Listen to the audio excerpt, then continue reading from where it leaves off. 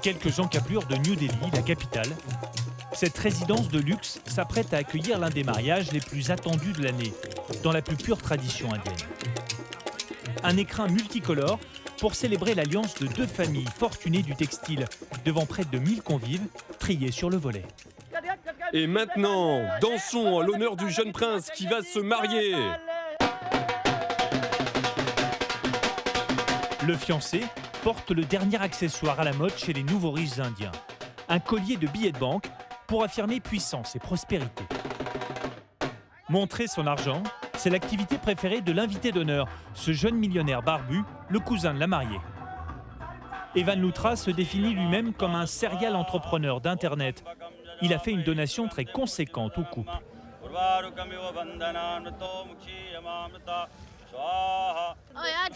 Evan est comme mon frère. Il nous a beaucoup aidés. Je l'adore. Je suis fière de lui, vraiment très fière. Dès qu'il fait un pas désormais, il distribue des enveloppes. À 22 ans, Evan prétend gagner près d'1 million d'euros par mois et voyage 2/3 de l'année hors du pays. Mais il n'aurait raté la noce pour rien au monde. Je tiens à revenir pour ce genre d'événement.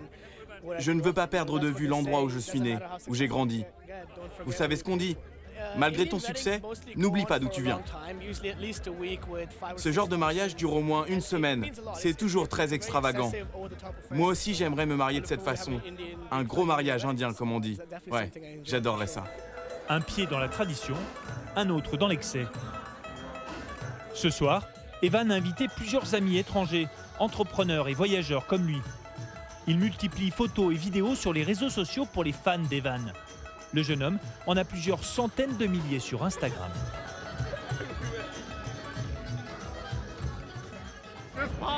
Cette fête est dingue. Evan, je veux te remercier de nous avoir invités ici en Inde. C'est l'une des expériences les plus folles de ma vie. Un immense merci. De rien, vous êtes toujours les bienvenus. Maintenant, on va boire, on va danser, on va s'éclater. Salut à vous tous.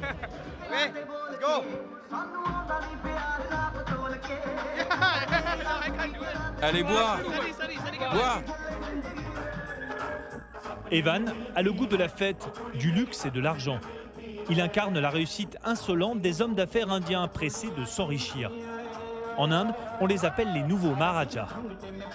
Riches, adulés, mégalomanes, ils n'ont rien à envier à leurs aînés, les anciens maîtres de l'Inde, même si leur style est radicalement différent.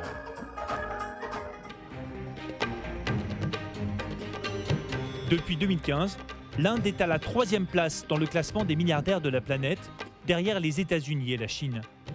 Grâce à la croissance économique fulgurante que connaît cet immense pays depuis les années 2000, il y a 4 fois plus de milliardaires indiens aujourd'hui qu'il y a 25 ans.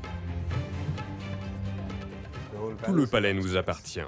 C'est pour cela que je change de chambre à chaque fois que je viens ici. Alors que 400 millions d'Indiens vivent en dessous du seuil de pauvreté, ils font rimer tradition et mondialisation avec succès et excès. Depuis mon enfance, on m'a entraîné pour que je reprenne les rênes de cette entreprise. Gautam Singhania, le descendant d'une vieille famille de marchands, règne sur le textile indien. Sa fortune a été multipliée par 10 en 10 ans. Champagne et caviar pour tout le monde. Les milliardaires indiens adorent les joujoux qui coûtent cher.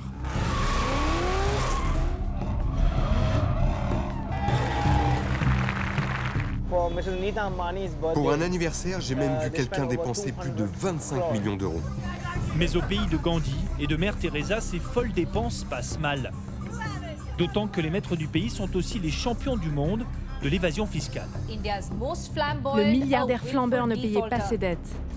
Le roi des alcools, Vijay Mallya, a préféré l'exil doré pour échapper au fisc et à la prison. Nous avons retrouvé sa trace en Angleterre. Pourquoi vous ne rentrez pas en Inde pour vous présenter devant la justice? Mais pourquoi il n'y a rien contre moi? La révolution, c'est que les maîtres de l'Inde ne sont plus seulement des héritiers. Cette femme est un symbole. Kalpana Saroj est issue de la caste des Intouchables, une communauté méprisée qui vit dans la misère. Elle est aujourd'hui à la tête d'un empire de l'immobilier à Bombay. On a été considérés comme des esclaves. Je suis contente de m'être battue et d'avoir écrit un peu l'histoire. Qui sont ces femmes et ces hommes d'affaires indiens que rien ne semble pouvoir arrêter? Quels sont leurs secrets? Pendant des mois, nous avons enquêté dans ce cercle très fermé des nouveaux nababs.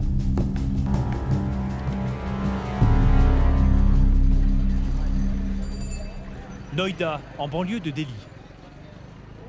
Derrière ces grilles, ce quartier résidentiel est celui des nouvelles fortunes indiennes, avec son espace sécurisé et ses gardes privés. C'est sur la terrasse du domicile de ses parents que nous retrouvons Evan Luthra, le jeune et riche entrepreneur fêtard. Merde. Je sais pas comment le faire atterrir. Evan est très occupé par son nouveau jouet, un drone dernier cri, acheté 2 000 €.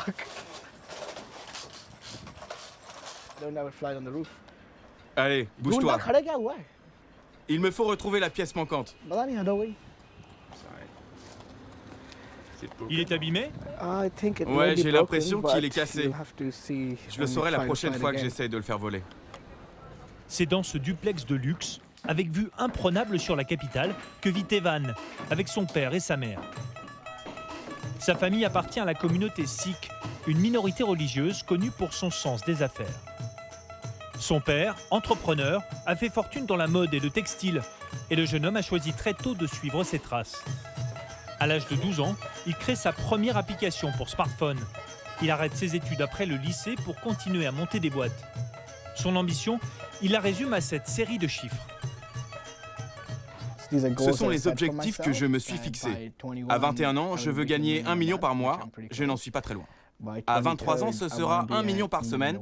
Et à 25, 1 million par jour.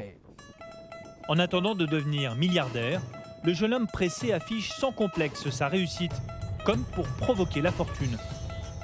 Evan adore tout ce qui brille et voit cela comme un investissement.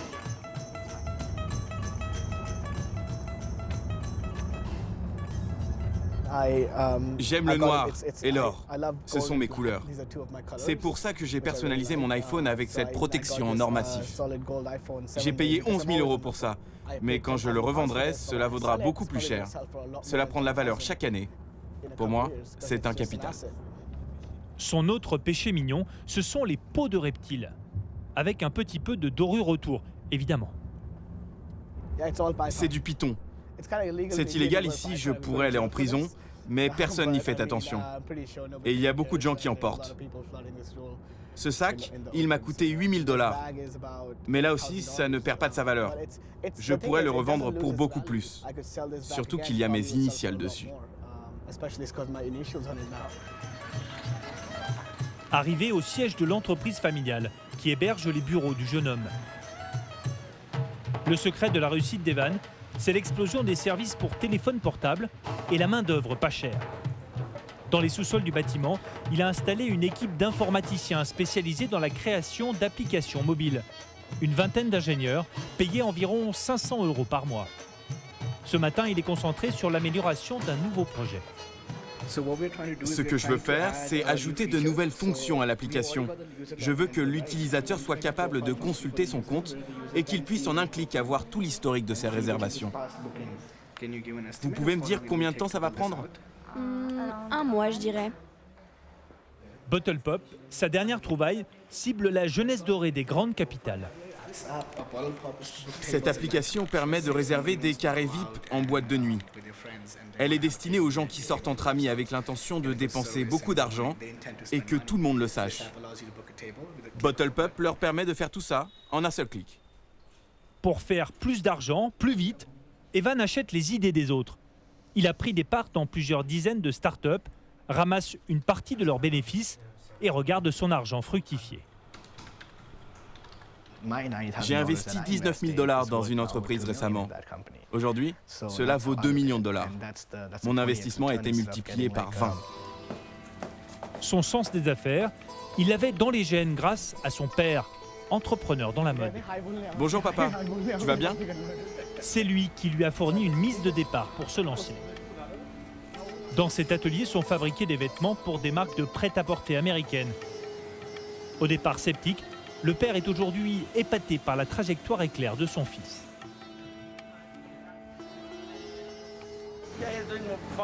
Oui, il réussit beaucoup mieux que ce que je n'aurais jamais pensé.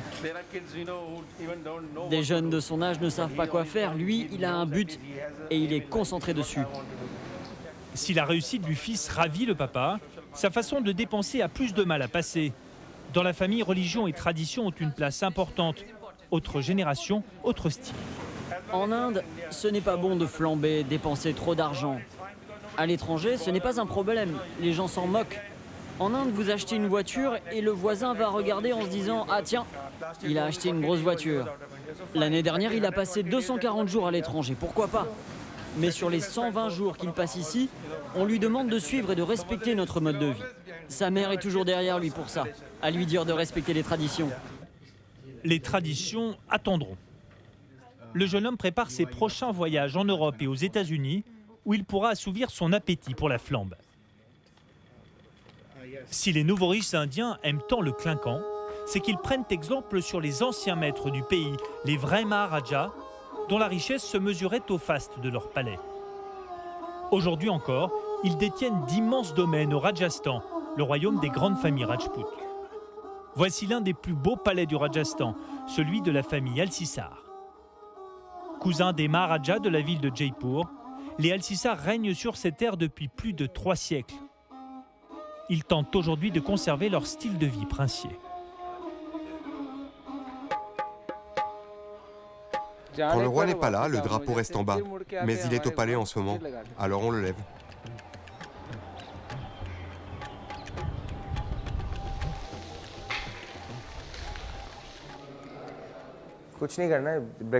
Apportez-moi mon petit déjeuner, rapidement. Abhimanyu, 32 ans, l'aîné de la famille, débute toujours ses journées de la même manière, avec argenterie et serveur en uniforme. Un repas au pied du lit en compagnie de son petit frère.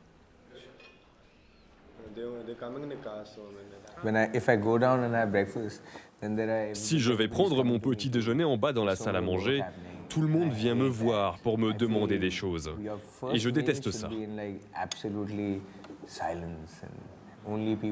Pour moi, le premier repas de la journée doit se dérouler dans un silence total, avec uniquement les personnes qui vous sont chères.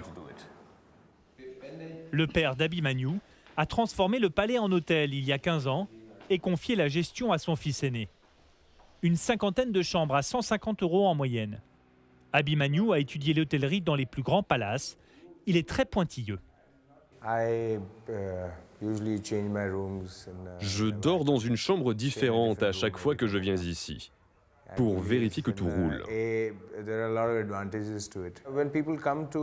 Les gens viennent ici pour vivre comme un Maharaja, pour vivre comme moi.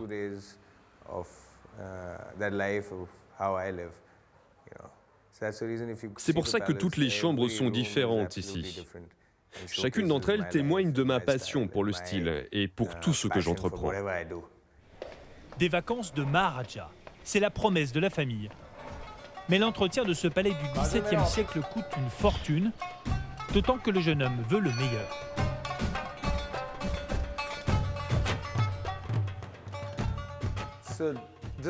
Ici, c'est le Darbar, la salle de réception du palais. C'est ici que les gens venaient rencontrer mon grand-père. Et vous pouvez y voir tous les portraits de mes ancêtres.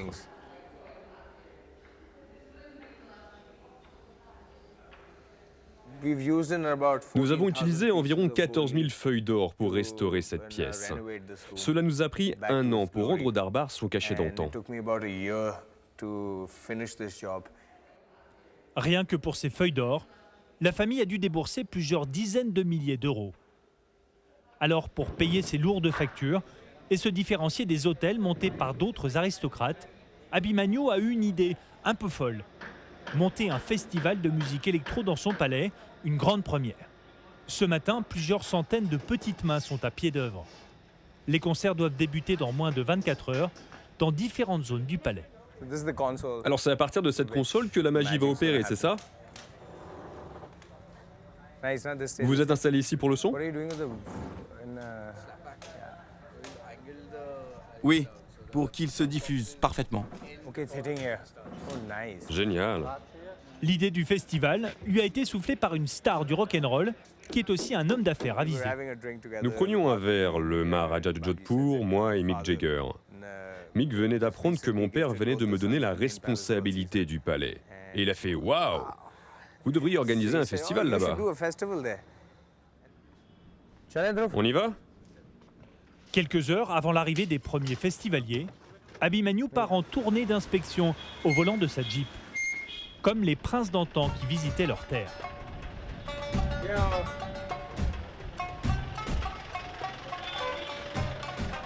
Il faut que vous nettoyiez cet endroit. Ça sera fait demain. Là, on fait l'autre côté. Le prince a demandé à de jeunes artistes de décorer certains murs du village. Magnifique, c'est magnifique.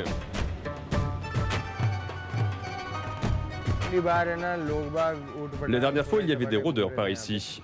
Je ne veux pas de ça cette fois. L'accueil doit être à la hauteur. 3000 fans de musique sont attendus, des jeunes branchés de la capitale pour la plupart, qui ont déboursé plus de 100 €, une somme en Inde.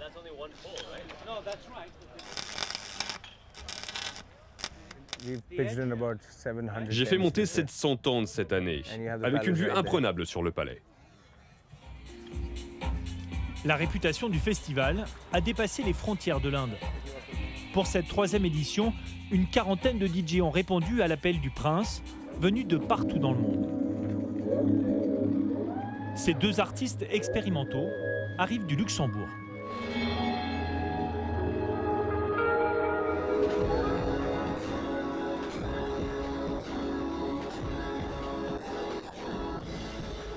Le festival débute tout juste. On trouve dans le public quelques Français éblouis par l'accueil d'Abhimanyu. Et vous connaissez le prince avant? Non, pas du tout. C'est le prince. Enchanté, le prince. Ah bah tiens, c'est lui donc le propriétaire des lieux. Ouais. C'est magique, hein, le lieu, il a l'air magique, l'endroit, la décoration, en plus c'est le désert autour, c'est complètement ça, c'est magnifique.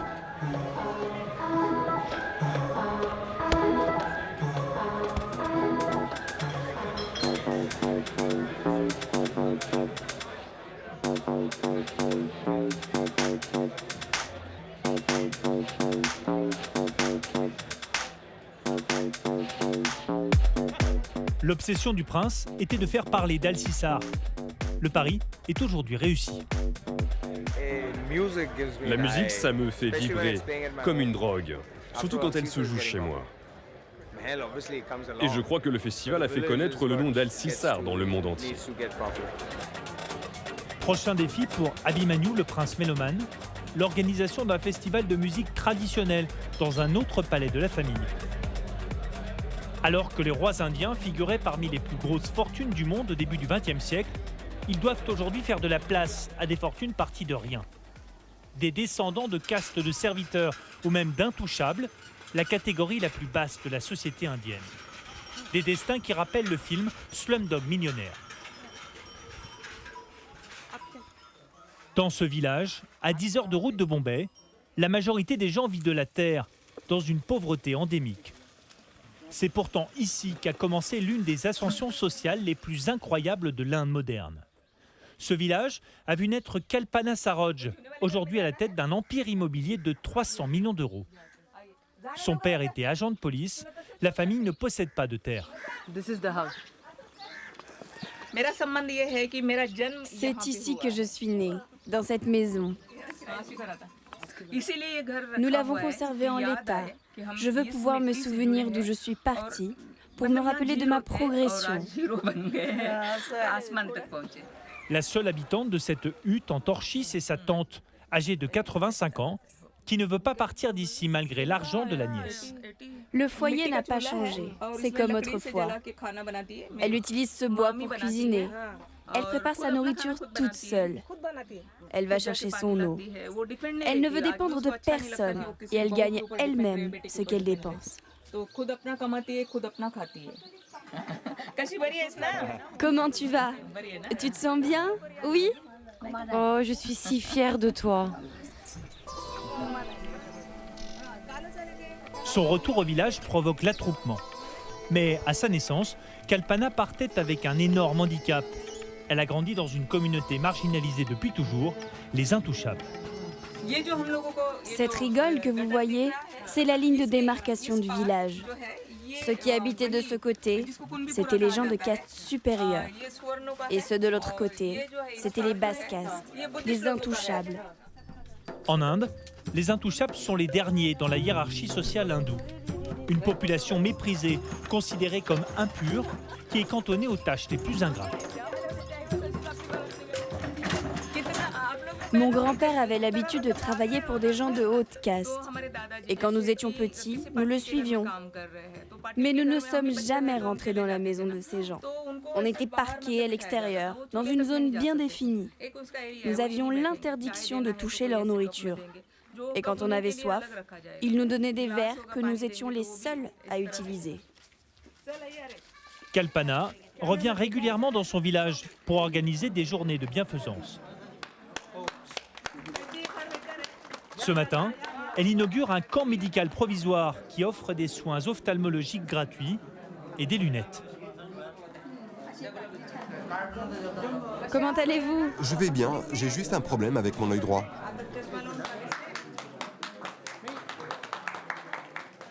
Vous voyez correctement?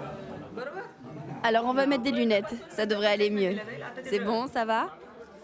Le premier hôpital est à 2 heures de marche d'ici. Cette journée est un vrai luxe pour les villageois. J'ai vu la pauvreté de près. Je connais très bien les problèmes de ces gens. Alors, dès que j'ai du temps libre, je fais ce que je considère comme un devoir. J'essaie de les aider, d'aider ma communauté. Soins pour les yeux, examen de santé, collecte de sang. Tout est pris en charge par Kalpana. Un banquet est même servi sous une tente élevée pour l'occasion. Le village prend un air de fête autour de l'enfant du pays. Elle sert elle-même le repas.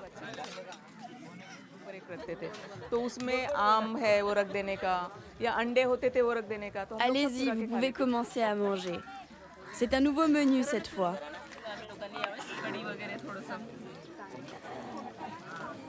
Le roman de Kalpana Saroj, c'est celui d'une petite fille qui s'est rebellée contre un destin qui était tout tracé. Mariée à l'âge de 12 ans, elle part vivre dans un bidonville et subit des violences de la part de sa belle famille. Son père lui obtient un divorce, mais le retour au village ressemble à un calvaire. Les gens ne pouvaient pas comprendre que je sois de retour. Aujourd'hui encore, ils ont du mal à comprendre qu'une femme se sépare de son mari. Alors imaginez à l'époque. Ils faisaient courir des rumeurs sur moi, ils me méprisaient. C'est alors que j'ai tenté de me suicider en avalant du poison. C'est après que j'ai changé. J'étais déterminée à prouver que je valais quelque chose. C'était le début de mon combat, le début de mon voyage.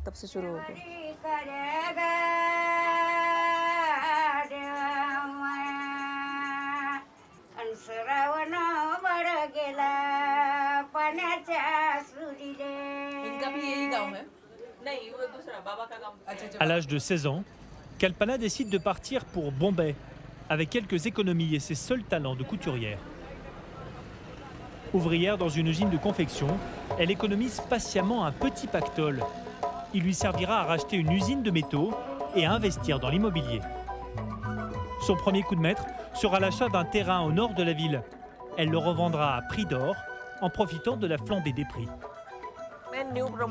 C'est à ce moment-là que j'ai investi tout ce que j'avais. Moi, une femme et intouchable en plus. C'était historique, parce que depuis toujours, le reste de la société a traité les gens de ma caste comme des esclaves. Bien sûr, il a fallu que je me batte. Mais je suis heureuse, parce que j'ai un peu réussi à écrire l'histoire. Kalpana, dont l'audace et le courage ont eu raison des préjugés et des exclusions. C'est aussi le secret de l'Inde, un pays où tout est possible. Si elle est aujourd'hui à la tête d'un puissant groupe d'immobilier et de matériaux de construction de BTP, elle est contre le luxe tapageur qu'elle trouve indécent par rapport à ce qu'elle a vécu. C'est depuis ce modeste bureau du centre de Bombay qu'elle continue d'investir. Voilà le projet tel que nous l'avons imaginé. Pour le moment, L'idée est de faire un hôtel de 105 chambres. Ce ne sera malheureusement pas un 5 étoiles. Les chambres sont trop petites pour qu'on puisse en faire un palace de luxe. Pour lancer les travaux, il faut qu'on mette 4,5 millions d'euros sur la table. Kalpana travaille avec sa fille Sima. Diplômée de l'Université de Londres, la jeune femme de 30 ans a décidé de suivre les traces de sa mère. Regardez, l'aspect extérieur du bâtiment devrait ressembler à ça. Il y aura de la pierre apparente. En plus d'un centre d'affaires, nous voulons lancer un café start-up. Les gens pourront échanger des idées en prenant un chai ou un café. Le projet de Sima Saroj, c'est le développement de ce bâtiment du centre-ville de Bombay. Il fait partie du patrimoine immobilier de sa mère. Valeur du bien, 120 millions d'euros. Ici, c'est le gros point fort de l'endroit. Une vue unique sur le centre-ville de Bombay. Il y a le port, Victoria Station de ce côté, le Taj de l'autre côté. Les gens vont adorer s'installer ici en soirée. À 30 ans, la carrière de businesswoman de Sima est déjà toute tracée. Mais à la différence des héritiers milliardaires, Sima sait les sacrifices que sa mère a dû consentir pour en arriver là. Je pense qu'elle nous a préservé, moi et mon frère, des soucis qu'elle pouvait avoir dans ses affaires. Pour nous, elle a toujours montré le côté positif, toujours été la mère aimante, loin de ses soucis. Ce n'est qu'en l'écoutant répondre à des interviews qu'on découvre ce qu'elle a pu vivre.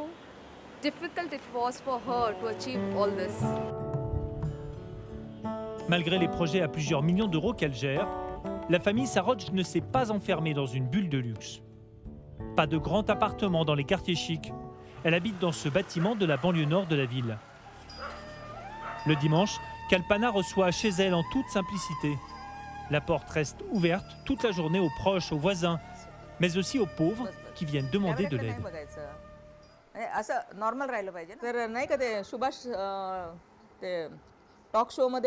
Vous avez apporté des photos de vos filles? Oui, elles sont avec moi. Je vais vous les donner. Ce couple vient de son village. Ils viennent de faire 15 heures de bus pour lui faire part du mariage de leurs deux filles.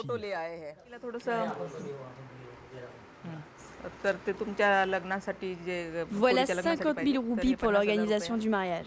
C'est pour vous. Ça vous va? Parfait. Le problème est réglé. 50 000 roupies, soit près de 700 euros. Pour cette famille de fermiers, c'est l'équivalent d'une année de revenus. Regardez, ils pleurent maintenant. Ce sont des larmes de joie. Alors, vous allez faire quoi de cet argent? Je vais rentrer au village et je vais pouvoir lancer les préparatifs. Préparer les tentes pour la cérémonie, tout ça. Elle est qui pour vous? C'est un peu notre déesse. De par ses origines, Kalpana Saroj, la philanthrope, est une exception dans le monde des nouveaux riches indiens. Elle n'a pas encore atteint le niveau des plus grandes fortunes, qui se comptent en milliards. Chez ces nouveaux manias, tout, l'excès et la démesure, font partie du spectacle. Plage de sable fin bordée de cocotiers, Goa, sur la côte ouest de l'Inde, c'est le terrain de jeu des milliardaires qui veulent échapper aux grandes métropoles le temps d'un week-end. Mais la plage, si belle soit-elle, est trop petite quand on s'appelle Singania. On part pour un petit week-end entre vieux copains d'école.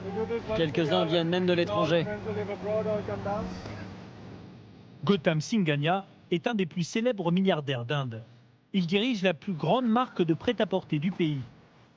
À 50 ans, le roi du textile est à la tête d'une fortune estimée à 1,5 milliard d'euros. Quand il part en week-end, c'est sur son yacht Ashena, un palace flottant de 50 mètres de long sur 3 niveaux, entièrement construit en bois précieux. Ce luxe, il le promène sur toutes les mers du monde au gré de ses envies, de l'océan Indien à la Méditerranée. Oui, j'aime bien voyager. Parfois, je prends mon yacht et on va jusqu'aux Maldives. J'aime bien là-bas, mais ça fait longtemps que je ne l'ai pas fait. Le sud de la France, c'est juillet-août. À cette époque, Goa, c'est la mousson, donc on ne peut pas vraiment venir ici. Alors on varie les plaisirs. Il n'est que 11h du matin, mais c'est une fête sans complexe qui a déjà commencé. Le week-end débute toujours par le cocktail du chef. Il est de bonne humeur aujourd'hui. Il n'a pas mis trop de vodka pour le Bloody Mary. Non, non, non. Il ne faut pas gâcher un Bloody Mary. Ne le fais pas trop fort quand même. Ne t'inquiète pas, il y aura de la glace. Relax, vieux. Pour ses vieux copains d'école, le week-end à Goa, c'est le rendez-vous à ne pas manquer. Les petits déjeuners en particulier. Au menu, omelette à la truffe, caviar, chocolat japonais et grand cru millésimé. Champagne et caviar pour tout le monde. On se connaît depuis qu'on a 8 ans. Ça fait 40 ans et ça continue. Pas vrai, Gotham? Ça fait 40, 42 ans, non? Quelque chose comme ça. C'est Gotham lui-même qui a organisé la balade et fait venir les produits de Londres par avion. Le temps d'un week-end, il ouvre à ses fidèles amis les portes de sa vie de milliardaire. Est-ce que Gotham aime le luxe? Il n'aime pas le luxe, il adore le luxe. C'est-à-dire? Il a eu du succès dans tout ce qu'il a entrepris. Donc naturellement, il veut le meilleur. Que ce soit à Bombay ou ici à Goa. Donc oui, il aime le luxe. Il y a pas mal de gens qui sont encore plus riches que lui, mais ils n'ont pas son mode de vie. Parce que c'est facile de dire je veux un yacht, un jet privé. Après, il faut encore savoir prendre le temps d'en profiter.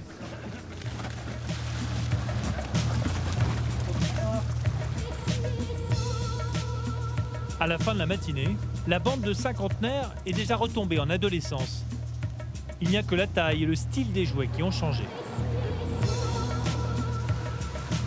Si Goa est devenue le défouloir des milliardaires, c'est parce qu'elle est à côté de leur ville Bombay. La mégalopole de plus de 20 millions d'habitants recense la moitié des super riches du pays. Leur dernier caprice, c'est de se faire construire une tour en plein cœur de la ville. Certaines sont estimées à plus d'1 milliard d'euros. Ces 37 étages qui dominent le front de mer sont la future résidence de la famille de Gautam Singania. Seule partie aménagée de la tour pour le moment, ces 2 niveaux dédiés au business familial, le textile et à leur célèbre enseigne, Raymond. Cette entreprise est un monstre de 700 millions d'euros de chiffre d'affaires annuel, 60% de parts de marché et 3000 magasins dans tout le pays. Aujourd'hui, le grand patron du groupe inspecte le fleuron de son enseigne. Comment vont les ventes? Très bien, on a atteint les 280 000 euros hier. Et pour novembre? Oui, on a rempli les objectifs. Et les ventes de tissus? Très bien aussi, on est à 4-5% de plus que l'année dernière. Et la nouvelle ligne de chemiserie? Ça marche très bien. En 2-3 jours, tout a été vendu. Vraiment? Oui, surtout les chemises à motifs. Super. La marque Raymond a été lancée par sa famille au début du XXe siècle. Elle était en perte de vitesse quand il a pris la place de son père dans le fauteuil de PDG en 2000. La vénérable entreprise avait besoin d'être dépoussiérée, diversifiée. Grâce à Gautam, Raymond fait aujourd'hui dans le haut de gamme et la valeur ajoutée. Ce tissu se vend à peu près à 4 000 euros le mètre. Un costume fait avec ce tissu reviendrait à 14 000 euros. Et je ne parle que du tissu. Il y aurait en plus la couture, les retouches, etc. C'est là où nous sommes forts ici à Raymond. On a un tissu pour tout le monde, du chauffeur de taxi au PDG des grandes entreprises du pays. Tout le monde s'habille en Raymond. Dans ses boutiques, le boss du textile indien porte le costume cravate. Mais en dehors, il est plutôt sport. Parce qu'une journée dans la vie de Gautam Singania, c'est un sprint du début jusqu'à la fin.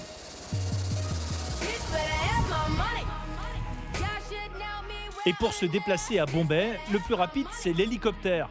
Le meilleur moyen pour éviter les bouchons. Au nord de la ville, le siège de l'entreprise. Un véritable campus à l'américaine pour les 1500 employés qui y travaillent, entre palmiers royaux et gazons impeccables.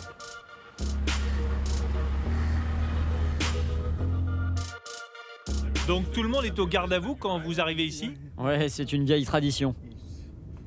Ici, les Singania règnent en maîtres. depuis qu'ils ont racheté une vieille usine de laine au début du XXe siècle. Alors quand le patron arrive pour préparer la nouvelle collection, la tension monte d'un cran. Présenter des nouveaux produits à notre PDG, c'est très difficile, parce qu'il est très exigeant sur les innovations. Et il connaît les matériaux par cœur.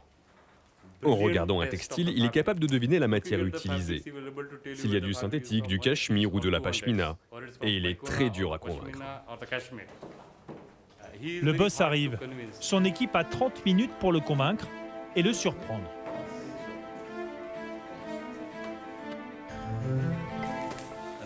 Ce qu'on a essayé de faire, c'est élargir notre champ de recherche. Et on se dit que les tissus techniques sont un axe intéressant, qui offrirait plus de possibilités. C'est ce qu'on a appelé le développement technosmart. Ok, laissez-moi deviner la matière. Synthétique? Avec de la laine? Oui, il y en a un peu, environ 30-35%.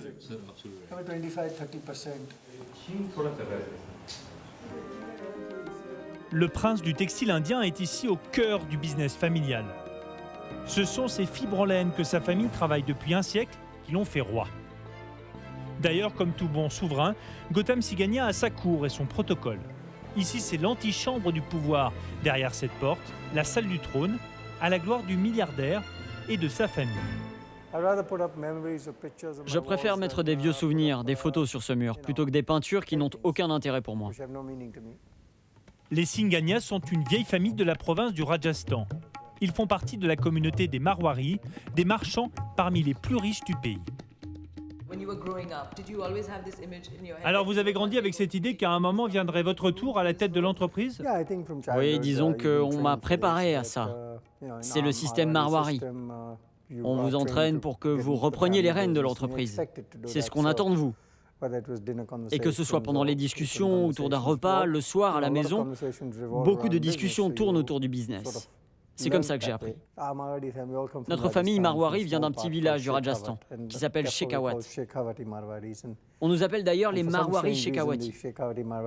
Et je ne sais pas vraiment pourquoi les gens de ma communauté sont tous devenus des businessmen importants. Une fibre pour les affaires qui a l'air plutôt vivace dans la famille. Ma grande fille est très intéressée par l'idée de diriger l'entreprise. Elle vient ici depuis qu'elle a 5 ans.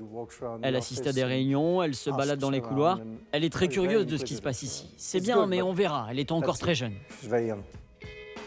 Une femme à la tête du groupe, ce serait un tremblement de terre dans ce monde d'hommes, attaché à son histoire et à ses traditions. Chez les Marwari, c'est la famille et la communauté qui priment. À la fin de sa journée de PDG, Gautam Singania aime se détendre, sans pour autant ralentir le rythme.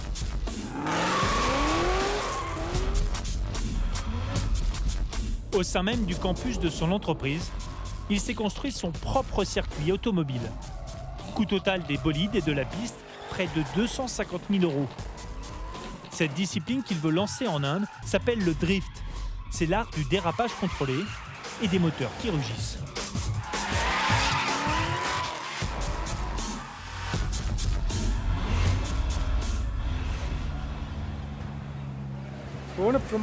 Je veux faire la promotion de ce sport. Alors j'organise ce type d'événement 2 ou 3 fois dans l'année. On dit aux gens de venir pour essayer, sans idée de compétition, il n'y a pas de catégorie. C'est avant tout pour se faire plaisir. Les gens sont enthousiastes à l'idée de venir ici et de pratiquer sur ma piste. Alors vous êtes un peu le parrain du drift en Inde? Non, pas vraiment, mais je suis le seul vrai drifter du pays. Loin du textile haut de gamme et des complets vestons, c'est ici que cet accro de vitesse s'offre son shoot d'adrénaline. Ce goût du danger, c'est ce qui fascine les médias indiens, habitués aux frasques des milliardaires. Il a cette passion pour la vitesse et il est le seul à pouvoir se permettre d'acheter ses voitures. Il a 4 voitures de drift, des Ferrari, des Lamborghini, ce qu'il y a de mieux. Et il y a 2 ans, Gautam Singania a décidé de s'offrir le frisson d'une véritable compétition automobile. Nous nous retrouvons sur la ligne de départ où Gautam Singania conserve sa pole position devant Jack Driver. C'est un départ parfait pour Singania. Malgré ses responsabilités, il a pris le temps de parcourir le monde pour vivre son rêve et faire gagner les couleurs du drapeau indien. Et c'est une nouvelle victoire pour Singania. Ticket d'entrée de ce loisir du dimanche, 1 million d'euros. À ce prix-là, la vidéo souvenir ressemble à un teaser de film d'action. Pour sa première année, le novice a fini 4e mondial.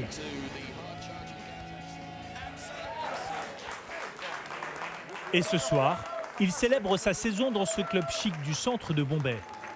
Le maître des lieux lui-même rappelle la dimension de son exploit. Je dois vous dire qu'à mes yeux, cette compétition est la plus dure qui soit dans le sport automobile. Beaucoup plus dure que la Formule 1. Plus question de chiffre d'affaires ou de collaborateurs. Gautam Singania, le pilote, s'offre un bain de foule avec ses admirateurs. Ultra ambitieux, mégalo, les Maharajas d'aujourd'hui se rêvent en héros de l'Inde moderne. Mais au pays de Gandhi, où 40 millions d'enfants souffrent toujours de malnutrition, certains de ces nouveaux nababs s'arrangent pour ne pas payer d'impôts. L'Inde est le premier pays au monde au classement de l'évasion fiscale. Il y aurait plus de 500 milliards d'euros cachés à l'étranger.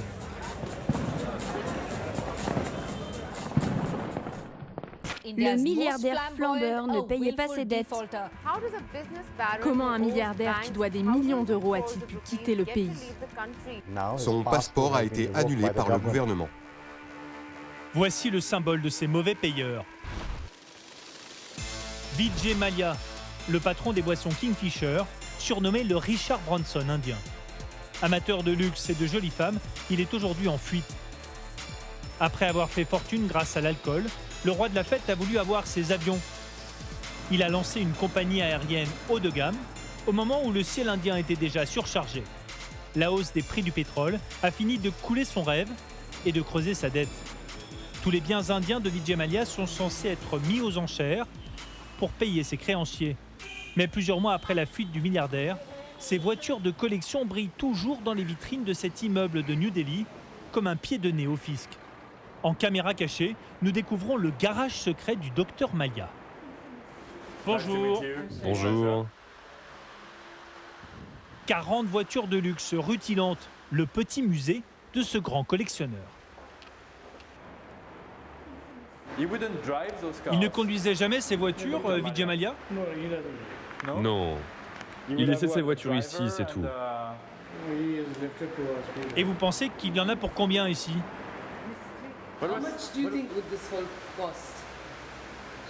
Oh, ici, à mon avis, il doit y en avoir pour 6-7 millions d'euros peut-être. Le garagiste nous dira même qu'il existe un autre entrepôt plus grand au sud de la ville, et pas l'ombre d'une saisie pour rembourser ses dettes. Personne n'est venu voir ces voitures pour les évaluer ou bien pour les acheter? Non, non. Mais ça appartient à Monsieur Mallya ou à l'entreprise?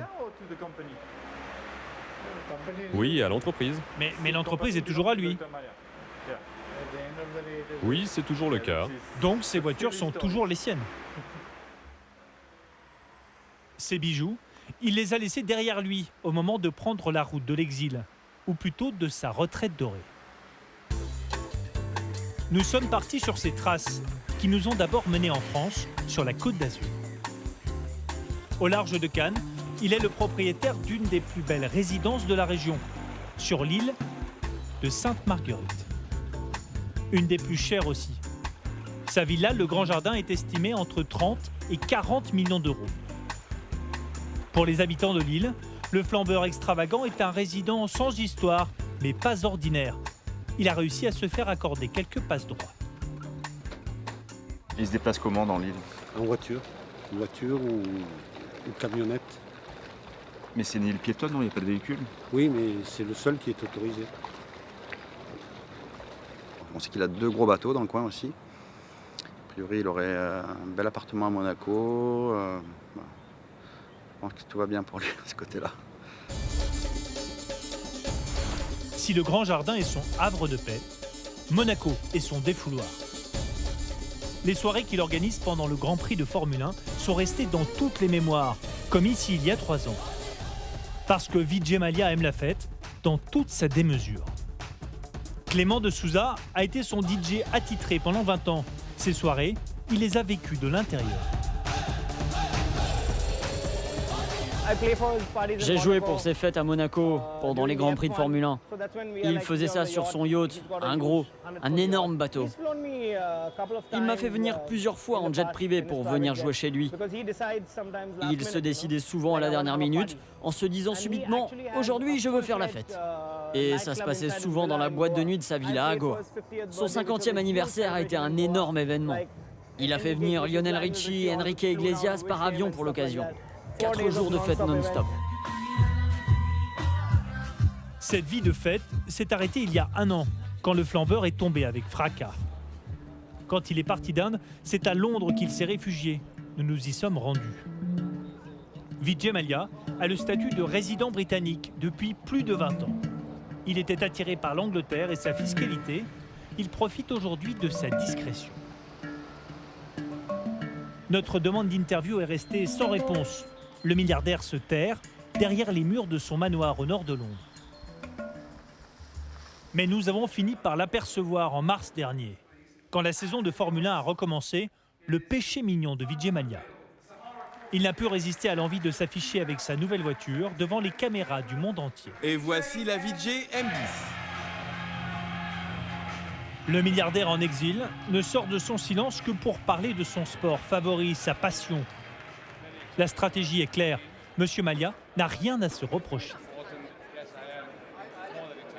Je ne dois pas un seul euro à aucune banque que ce soit.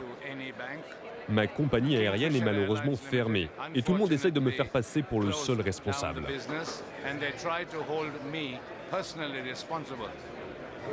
Vous reviendrez pour rendre compte à la justice de votre pays? Pourquoi je devrais? Il faudrait déjà qu'il y ait une poursuite judiciaire qui soit lancée à mon encontre. Pour le moment, ce n'est pas le cas.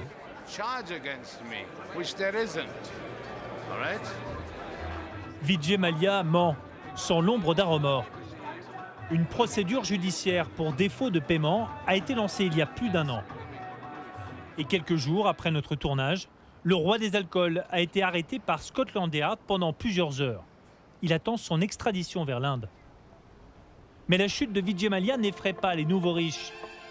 Evan Lutra, le jeune millionnaire, se verrait bien dans le classement des plus grandes fortunes indiennes, celles qui se comptent en milliards. C'est à Londres que nous l'avons retrouvé lui aussi, dans ce 4x4 doré très bling-bling, en pleine opération marketing pour sa nouvelle application Bottle Pop. Londres, c'est le marché parfait pour Bottle Pop. Il y a ici énormément de gens prêts à dépenser et acheter beaucoup de champagne. Et qui ne s'en rappellent pas le lendemain. Comme moi. Les gens sortent, ils achètent de plus en plus de bouteilles, veulent se faire remarquer. Tout ça pour attirer les filles à leur table. C'est le but. C'est un monde superficiel et toujours une compétition. Sur l'application, on peut voir les dépenses de tout le monde. Et nous prenons une commission sur tout ce qui est commandé avec l'application. Avec Bottle Pop, Evan peut encaisser jusque 20 000 € de commission par soirée.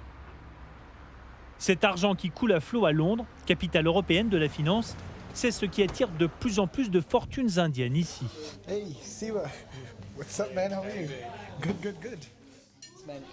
À Londres, les hommes d'affaires indiens ont pignon sur rue. Lakshmi Mittal est l'un des plus gros businessmen ici. Tata, un autre homme d'affaires indien, est le plus gros employeur privé de tout le Royaume-Uni. Si Evan passe beaucoup de temps à Londres, c'est aussi pour y trouver de nouvelles idées de business, quel qu'en soit l'endroit. Ce soir, il a rendez-vous dans une fête foraine avec Stan, un jeune Français de 17 ans. Il cherche des financements pour son projet, un casque de réalité virtuelle destiné aux étudiants en médecine, pour leur apprendre à opérer en conditions presque réelles. Donc si je porte le casque, qu'est-ce que je vois? Je vois un corps à côté de moi et un chirurgien, c'est ça? Oui, vous regardez comment il fait. C'est ça l'expérience. On regarde et on apprend. Et vous avez besoin de combien? Vous devriez savoir combien il vous faut. Oh, pas beaucoup, il nous faut 90 000 € pour bien commencer. Ok, et ces 90 000, ils vont où? Essentiellement dans les salaires. Pour le jeune Français, cette rencontre est très importante pour le financement de son projet. On sait très bien qu'il s'est quand même bien débrouillé, il a 20 ans, il a quand même déjà beaucoup d'argent, il est déjà très connu sur les réseaux sociaux, on peut voir ça, etc. Evan est séduit par l'idée. Il propose aux deux étudiants de les revoir très vite. Avec des amis de Londres, nous avons créé un fonds d'investissement. C'est pour ça que je voulais vous voir. On cherche toujours de nouvelles pistes. Alors envoyez-moi votre proposition. L'endroit où on se rencontre n'est pas important. Ce qui compte, c'est ce que les gens ont dans la tête. Si vous me rencontrez dans les toilettes et que vous me faites gagner 1 million, je signe. Quelques semaines plus tard, ce seront finalement 580 000 € qu'Evan investira dans la start-up du jeune Français. Le millionnaire ne veut pas seulement régner en Inde, mais compter être connu et reconnu dans le monde entier. Et pour cela, il multiplie les voyages, mais aussi les fêtes, une composante essentielle de son image. 24 heures plus tard, nous le retrouvons à Berlin, dans une berline de luxe. Direction le quartier le plus chic de la capitale allemande. Ce soir, Evan a rendez-vous dans une suite présidentielle à 2 700 € la nuit, avec d'autres millionnaires de moins de 25 ans comme lui, uniquement des hommes.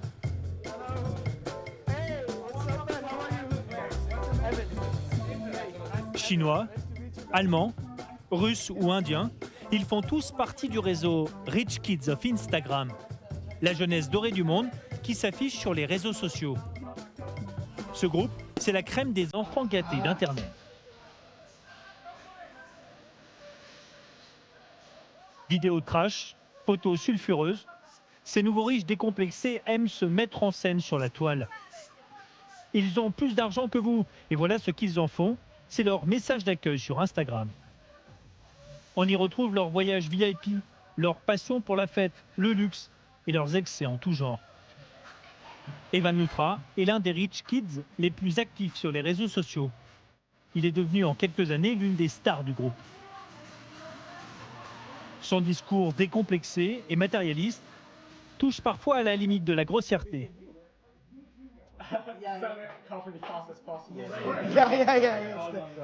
Je vous propose de trinquer maintenant. J'espère qu'on va bien s'amuser. À ta santé, Evan. Comme je le dis toujours, il faut travailler intelligemment pour savoir faire la fête. Travailler dur, ça ne suffit pas. Et il y a des gens qui travaillent comme des fous sans réussir quoi que ce soit. Et d'autres qui gagnent 1 million en passant un coup de fil. Si les gens veulent dépenser de l'argent comme nous, ils ne peuvent pas être stupides. Les gens stupides n'ont pas d'argent, ils sont fauchés.